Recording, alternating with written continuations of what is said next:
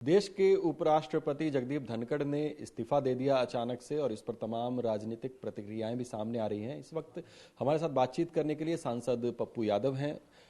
आपकी भी प्रतिक्रिया सामने आई है उपराष्ट्रपति के अचानक इस्तीफे पर। उन्होंने अपने इस्तीफे में जब कहा है कि स्वास्थ्य कारणों से उन्होंने इस्तीफा दिया है, फिर समस्या क्या है? अच्छा, एक बात बताइए, जब वो अस्वस्थ थे तब तो दिए नहीं, और यदि इतना ही स्वास्थ्य खराब था तो 1 महीना पहले दे देते या 15 दिन पहले दे देते या फिर सदन के बाद देते। सत्र के पहले दिन उनको इतना कौन सी ऐसी बीमारी आ गई कि आज पहला दिन सत्र चल रहा है, उनका कार्यक्रम है 2 दिन के बाद लगा हुआ। क्या ये आप लोग मूर्ख बनाते रहते हैं क्या? ये सरकार हमेशा डेमोक्रेटिक तरीके से चलाना नागवार गुजरता है इनको। आज बिजनेस एडवाइजरी कमेटी की बैठक में बीजेपी वाले गए तक नहीं। इतना दिन तो आपने जबरदस्ती कोशिश की उस मर्यादाओं को गिराने की। जब वो सच्चाई के साथ विपक्ष को समझने की कोशिश की और लेके चलने की कोशिश हुई तो आपको पसंद नहीं आया। जस्टिस वर्मा के इश्यूज को आप चाहते थे कि इसको गलत इस तरीके से किया जाए, और विपक्ष ने जस्टिस वर्मा के अभियोग का लेटर सुपुर्द कर दिया। तो एक गेम नहीं है, कहीं पर निगाहें कहीं पर निशाना। कुछ मंत्रिमंडल जाएंगे, कुछ आएंगे, कुछ जाएंगे। राजनीति का बड़ा गेम है, इसलिए स्वास्थ्य कोई मैटर नहीं है।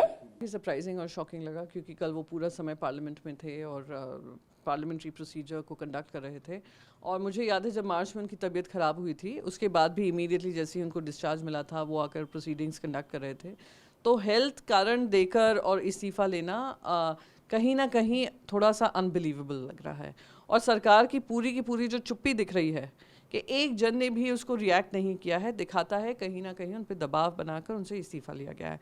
अगर दबाव बना है तो क्या कारण है, दबाव बना है तो क्यों ऐसा दबाव बना है, ये सरकार की अब जिम्मेदारी होगी कि जनता को कॉन्फिडेंस में लेकर, खासकर विपक्ष को कॉन्फिडेंस में लेकर उनको तय करनी पड़ेगी। और उम्मीद कर रही हूँ कि leader of the house JP Nadda ji इस पर क्लैरिफिकेशन देंगे। And most importantly if it's his health तो ठीक है, हम उनको we wish him great health and we wish him a long innings, जो भी वो चूज़ करें काम करने के लिए।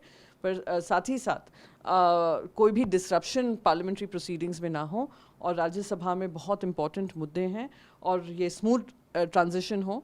और सिर्फ राज्यसभा ही नहीं, क्योंकि वाइस प्रेसिडेंट भी हैं, वो देश के इतिहास में पहली बार रिकॉर्ड किया जाएगा कि वो इस तरीके से इस्तीफ़ा देकर जा रहे हैं। और पार्लियामेंट्री प्रोसीजर में भी ये याद रखा जाएगा कि किस तरीके से उन्होंने विपक्ष के 50 से ज़्यादा सांसदों को उनको सस्पेंड किया था और हमने भी एक नो कॉन्फिडेंस मोशन उनके खिलाफ हम लाए थे। I know Dhankar Saab for what, 30-40 years. We were paired with each other, we were paired against each other in matters. And we have a bonhomie between us that is quite unique. And I always respected him and he always respected me. In fact, he has been to some family occasions of ours. So I am saddened and I hope that he is healthy and he has a long life. And I will. लिए और सबके लिए चौंकाने वाला news है। और हम लोग मिले थे, ऐसे भी मिलते रहते थे राज्यसभा में काम करने का उनके साथ मुझे ये था, एमपी के ना होने के नाते। तो ये राज्यसभा के लिए और राजनीति के लिए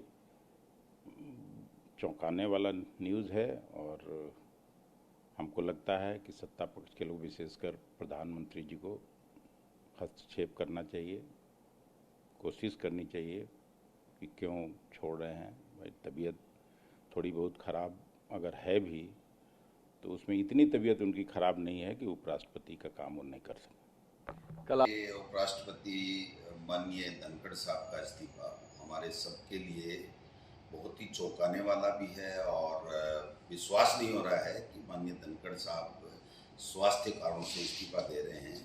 हालांकि उनका जो रेजिग्नेशन आया है वो स्वास्थ्य कारणों को बताया गया है, लेकिन आप समझ सकते हैं कि पूरे दिन राज्यसभा का संचालन करना और उसके बाद में 23 तारीख को उनका जयपुर में कार्यक्रम होना और महीने में 20 दिन उनके टूर होते रहते थे। तो ऐसे में अचानक इस तरीके का इस्तीफा आना एक तरीके से जो संकेत दे रहा है कि जो कुछ दिनों से उन्होंने अपनी बातें स्पष्ट रूप से मीडिया के माध्यम से, किन्हीं प्रोग्राम के माध्यम से कहना शुरू किया था, वो कहीं न कहीं भारतीय जनता पार्टी हाईकमान को नागवार गुजरा।